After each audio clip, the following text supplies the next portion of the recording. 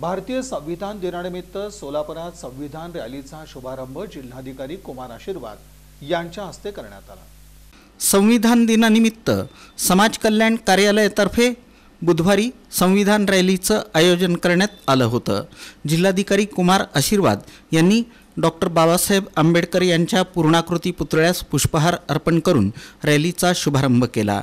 यावेळी पोलीस आयुक्त एम राजकुमार, मुख्य कार्यकारी अधिकारी जिल्हा परिषद कुलदीप जंगम, प्रादेशिक उपायुक्त समाज कल्याण पुणे वंदना कोथुरे, जात प्रमाणपत्र पडताळणी समितीचे सदस्य उपायुक्त रवींद्र कदम पाटील, सहाय्यक कामगार आयुक्त समाज कल्याण सुलोचना सोनोणे यांच्यासह विविध महाविद्यालयांचे विद्यार्थी, शासकीय वसतिगृहातील विद्यार्थी आणि कर्मचारी मिळून सुमारे 400 जण उपस्थित होते।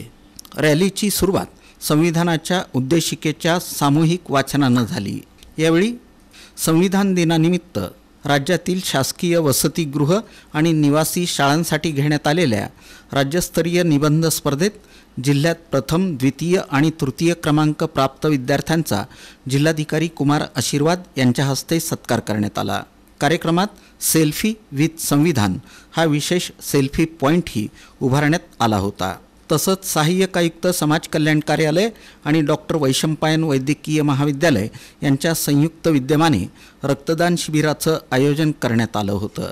या शिबिराला उत्स्फूर्त प्रतिसाद मिळाला।